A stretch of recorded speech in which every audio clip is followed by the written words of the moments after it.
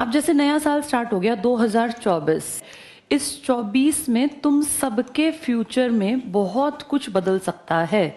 2024 का जब एंड आए तो तुम इतने काबिल होना है, तुम्हें बन जाना है कि जहां जो वैकेंसी आए उसमें तुम नंबर ले जाओ। अब रेलवेज में बहुत ज़्यादा बड़े लेवल पे दोबारा से वैकेंसी आने वाली हैं, ये 1-2 महीने के अंदर आ जाएंगी। 1,00,000 के आसपास कह रहे हैं वैकेंसी आएंगी। देखो हर साल वैकेंसी आती हैं, हर साल। ध्यान से देखो, पुलिस में अब चंडीगढ़ पुलिस के लोग दिसंबर में ही तो ज्वाइनिंग हुई है, दिसंबर के एंड में ही दिल्ली पुलिस का रिजल्ट आ गया। अगर आप देखो तो पिछले साल में कितने सारे एग्जाम्स हुए, एसएससी ने ढेर एग्जाम्स कंडक्ट कराए हैं पिछले साल में, और लगभग स्टेट्स ने भी एग्जाम्स लिए ही लिए हैं। हरियाणा का HSSC का रिजल्ट आ जाएगा। कल परिमल सर की बातचीत चल रही थी, तो जैसे बड़े ऑफिशियल जो बड़े पोस्ट पर बैठे हैं उनका कहना था कि सिर्फ 1 वीक के अंदर अंदर रिजल्ट आने की पूरी कोशिश है कि आ जाए ग्रुप डी का। तो कितने सारे लोगों के लिए ये पहला महीना ही खुशियां ले आया।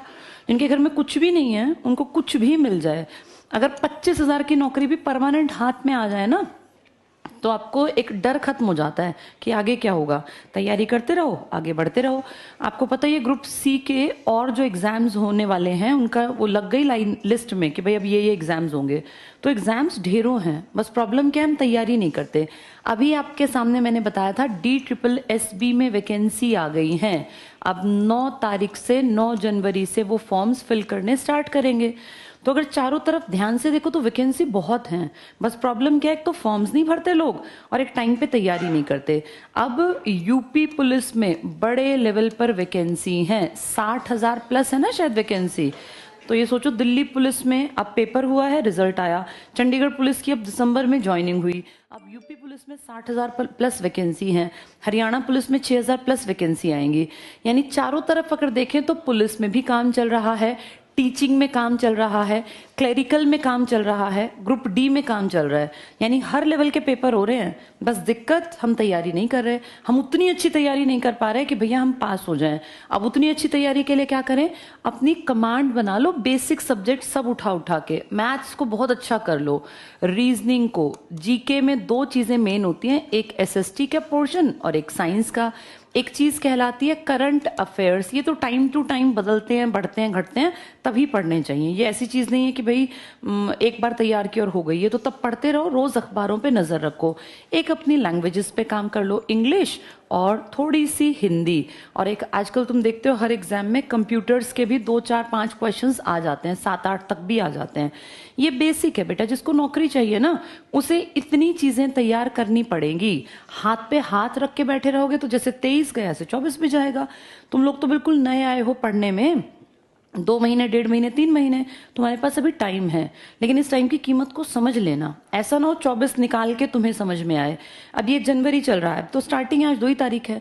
जनवरी, फरवरी, मार्च, अप्रैल, 5-6 महीने इतना जम के पढ़ लो कि रेलवेज में जो वैकेंसी आए 1,00,000, उनमें तुम्हारे नंबर के चांसेस हों। अब जहां कोई टीचिंग की निकले, जिनके पास डिप्लोमा है, भाई NTT कर रखी है, BEd कर रखी है, कोई इस तरह की डिग्री कर रखी है जो कि वहां मांगते हैं, तो उसमें अपनी तैयारी रखो। अपनी तैयारी को इतना बढ़िया तरीके से कर लो कि कहीं भी कोई भी फॉर्म तुम डालो तो तुम्हें ये हो कि यार यही तो चीजें आनी है, इससे बाहर क्या आएगा पेपर में। इनको अच्छी तरह से तैयार कर लो, फिर दिक्कत आएगी ही नहीं। कितना अच्छा हो अगर तुम यंग एज में लग जाओ। जो 20-21 साल में लग जाते हैं इनकी लाइफ बहुत बढ़िया रहती है बेटा, क्योंकि इस टाइम पे जिम्मेदारी नहीं होती। आप एक चीज को 28 में अचीव करें, 30 में अचीव करें, और एक को 20-21 में। तुम देखना 20-21 में जिसने कोई भी छोटी सी पोस्ट भी हासिल कर ली ना, उसको आगे तक बढ़ना आसान दिखता है, क्योंकि एक प्लेटफॉर्म मिल जाता है। किसी के सामने फॉर्म के यूं पैसे नहीं मांगने पड़ते कि 1,000 रुपए दे दो, 2 फॉर्म भरने हैं, मुझे जूते लाने 1,000 रुपए दे दो। अपने आप शर्म आती है फिर एक एज क्रॉस करने के बाद। इसीलिए जहां जो बन पड़े, मेरा तो ये कहना है कि चाहे ग्रुप डी ही लग जाए, सी लग जाए, कुछ लग जाए, एक बार वैकेंसी हाथ में आ जाए, एक पोस्ट मिल जाए, किसी सरकारी रजिस्टर में आपके सिग्नेचर आ जाएं अराइवल और डिपार्चर के, वहां से फिर अपनी तैयारी को और आगे बढ़ाओ। और जितनी तुम्हारी काबिलियत है तो दुनिया तो आसमान तक पहुंचती है। बहुत बार देखा नहीं, कांस्टेबल रैंक के लड़के पढ़ पढ़ के IPS बन जाते हैं, पर पहले वो कांस्टेबल बने ना क्योंकि पीछे घर में बैक नहीं थी, इतने रुपए नहीं थे कि लगा पाते। हर किसी के घर के हालात सेम नहीं होते। तो 2024 की स्टार्टिंग ये अपने आप के मन से करनी होती है। और बहुत सारे लोग मैं ऐसे जानती हूँ जो बड़े अच्छे रेजोल्यूशंस बनाते हैं, हम बहुत पढ़ेंगे बहुत पढ़ेंगे, 4 दिन बाद रजाई में घुस के उनको याद भी नहीं रहता हमने क्या सोचा था। तो उनमें से तुम्हें नहीं बनना है।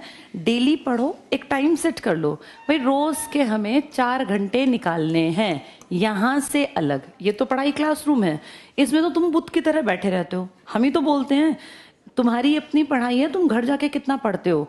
तो उस 4 घंटे को चाहो तो रात के 2 घंटे कभी से कभी निकालो, और चाहो तो सुबह अर्ली मॉर्निंग उठ के 2 घंटे, 2-2 घंटे के कम से कम 2 इस तरह के अपने आप सेट कर लेने चाहिए कि भाई मैं इस टाइम से इस टाइम ये सब्जेक्ट, जैसे 1 घंटा मैथ्स किया, आधा घंटा रीजनिंग कर ली, 1 घंटा जीके पढ़ ली, 2 पार्ट है ना, आधा घंटा एसएसटी, आधा घंटा साइंस वाले, फिर आधा घंटा कंप्यूटर हिंदी इंग्लिश पढ़ लिया। ऐसे करके डिवीजन कर लो।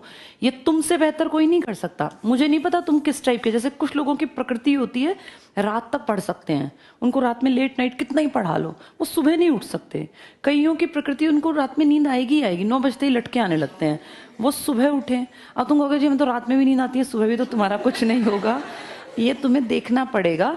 या तो भाई रात के 12-1 बजे तक पढ़ लो, और नहीं तो फिर सुबह जल्दी उठो, 4 बजे उठ जाओ, 4-4:30 उठो, और फिर इससे लेके और 6:30 तक 2 घंटे यहाँ निकाल लो।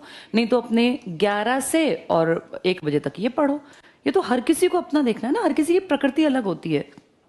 कुछ लोगों की प्रकृति होती है निशाचर होते हैं ना, निशाचर वैसे तो नेगेटिव वर्ड है, रात में जो भूत प्रेत घूमते थे उनको निशाचर बोलते थे। कई बच्चों को सच में लेट नाइट नींद आती है तो वो रात में पढ़ लें। जिनको लगता है देखो 6 घंटे की नींद जरूर लेना, 6 घंटे कैसे मैनेज करो ये तुम देखो। 6 घंटे से कम की नींद में क्या होगा, अगला पूरा दिन खराब जाएगा, फिर क्लास में नींद आएगी।